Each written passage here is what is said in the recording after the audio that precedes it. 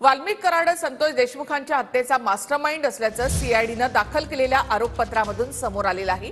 कोणतीही कंपनी आपल्याला खंडणी देणार नाही, जो आडवा येईल त्याला आडवा करा, विष्णू साठे तुम्हाला मदत करेल, अशा सूचना वाल्मिक कराडनं सुदर्शन घुलेला दिल्याचं सीआयडीच्या आरोपपत्रामध्ये म्हटलंय। खंडणी प्रकरणामध्ये अडथळा आल्यामुळेच देशमुखांची हत्या झाल्याचा उल्लेख देखील या आरोपपत्रामध्ये करण्यात आलाय। 8 ऑक्टोबर 2024 अवाधा कंपनीचे अधिकारी शिवाजी थोपटेंना कराडनं परळीच्या कार्यालयात बोलवलं। कंपनी चालू ठेवायची असेल तर 2 कोटी द्या, अन्यथा अवाधा कंपनीची बीड जिल्ह्यातील कामं बंद करा, अशी धमकी कराडनं दिली। 29 नोव्हेंबर 2024 वाल्मिक कराडनं चाटेच्या फोनवरून अवाधा कंपनीच्या सुनील शिंदेना काम बंद करण्याची पुन्हा धमकी दिली। त्याच दिवशी सुदर्शन घुलेनं कंपनीत जाऊन धमकी दिली।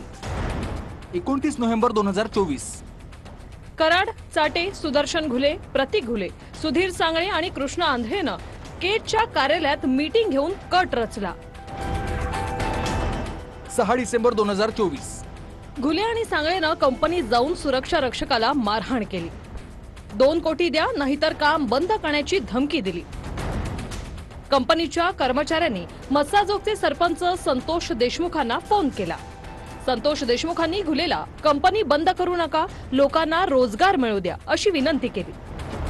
सुदर्शन घुलेनं त्यावेळी संतोष देशमुखांना सरपंच तुला बघून घेऊ, जिवंत सोडणार नाही, अशी धमकी दिली। त्यानंतर विष्णू साठे संतोष देशमुखांना वारंवार खंडणीच्या आड येऊ नको, वाल्मिकांना तुला जिवंत सोडणार नाही, अशी धमकी देत होता। 7 डिसेंबर 2024 सुदर्शन घुलेनं वाल्मिक कराडला फोन केला।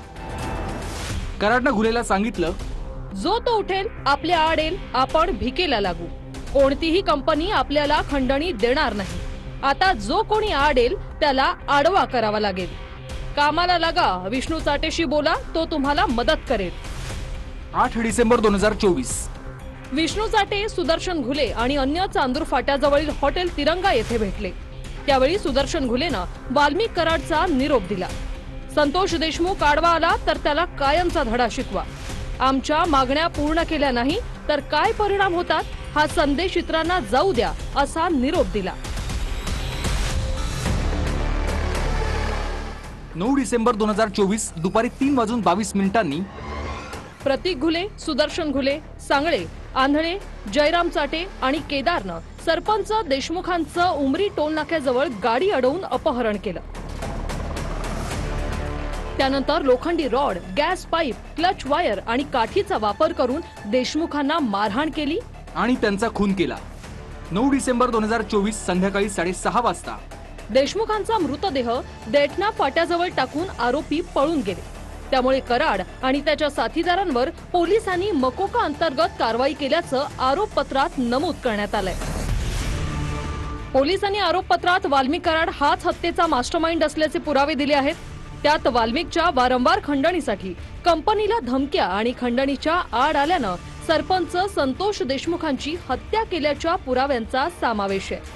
कराडनं संतोष देशमुखांची हत्या संघटित टोळीच्या आर्थिक फायद्यासाठी, टोळीचं वर्चस्व राखण्यासाठी आणि जनतेत दहशत निर्माण करण्यासाठी केली, हे पोलिसांनी आरोपपत्रातून दाखवून दिलं। तसंच या टोळीनं गेल्या 10 वर्षात 11 गुन्हे केले आहेत। त्यामुळे कराड आणि त्याच्या साथीदारांवर पोलिसांनी मकोका अंतर्गत कारवाई केल्याचं आरोपपत्रात नमूद करण्यात आलंय। पोलिसांनी अतिशय प्रोफेशनल तपास केलेला आहे आणि नवीन कायद्याचा अवलंब करून योग्य वेळेमध्ये आणि संपूर्ण पुराव्यासहित आरोपपत्र दाखल केलेलं आहे। आता आम्ही कोर्टालाही विनंती करणार आहोत की ही केस त्यांनी फास्ट ट्रॅकवर चालवावी। उज्ज्वल निकम साहेबांची आपण नियुक्ती केलेली आहे आणि मला विश्वास आहे की जे आरोपी आहेत त्यांना कठोरतम शिक्षा या ठिकाणी कोर्ट देईल। आता एवढंच म्हणणं आहे आकाच्या आखांना की तुम्ही आता मंत्रिपदाला कुठपर्यंत चिटकून राहणार आहात? थोडंसं मंत्रिपदाचा राजीनामा दिला असता तर बरं झालं असतं, किंवा बिन खात्याचे मंत्री म्हणून राहा, कारण तुमच्या मंत्रिपदाचा हस्ते पर हस्ते काही ना काही फायदा हा त्यांच्यापर्यंत जातोय असं आम्हाला वाटतंय। कारण त्यांना जेलमध्ये सुद्धा VIP ट्रीटमेंट भेटायला लागली। 13 मुद्दे आमच्याकडे आलेत, ते मुख्यमंत्र्यांकडे उद्या पत्र देणार आहे, म्हणजे जेलवाल्यांच्या वरती सुद्धा कारवाई झाल्या पाहिजे। खात्री पटते की ही माणसं असूच शकत नाहीत. हे निर्दयी जमात आहे ही, हे एक सिंडिकेट जे आहे त्या सिंडिकेटला आणि त्यांचे जे बॉस आहेत धनंजय मुंडे, त्यांना सगळ्यांना अद्दल घडायला हवी, अद्दल घडायला हवी. कारण कराडला मोठं करणारे, त्यांना वाचवणारे, पदोपदी वाचवणारे हे धनंजय मुंडे होते. आता तरी त्यांचा राजीनामा नाही दिला तर त्यांना बडतर्फ केल्याशिवाय सोडायचं नाही, नाही तर आता महाराष्ट्र पेटून उठेल. मी पहिला माणूस होतो जे ओपनली बोललो की याचा मास्टर माइंड, या कुणाचा मास्टर माइंड हा वाल्मिक कराडचा आहे. आणि वाल्मिक कराड माझा खास माणूस आहे असं म्हणणाऱ्या धनंजय मुंडेंचं काय आता? एकदा नाही तर दोनदा जाहीर व्याख्या म्हणजे जाहीर बोललेत ते की वाल्मिक कराड हा माझा एकदम खास माणूस आहे, जवळचा माणूस आहे, माझा माणूस आहे. आरोपपत्राच्या अनुषंगानं बोलायचं जर झालं तर आज महाराष्ट्रासमोर हा खरा गुन्हेगारीचा चेहरा आणि बीड जिल्ह्यामध्ये जे गुंडा राज कुणी चालवलं त्याचा चेहरा आज महाराष्ट्राच्या समोर आलेला आहे. ताई, संतोष देशमुख प्रकरणामधला वाल्मिक कराड हाच मास्टर माइंड आहे असं सीआयडीने जे आरोपपत्र दाखल केलं आहे अशी महत्त्वपूर्ण माहिती मिळाली. नाही, असं पत्र माहिती मला नाही. हे त्यांचं कॉन्फिडेन्शियल विषय आहे. त्यांनी जेव्हा ते माहिती सादर करतील कोर्टाला आणि ते ऑफिशियली कोर्टातून येईल तेव्हाच मी त्याच्यावर भाष्य करेन. तुमच्या म्हणण्यावर करणार नाही. त्याला he should be send to the gallows. यांना फाशीशिवाय दुसरी कुठची शिक्षा होऊच शकत नाही.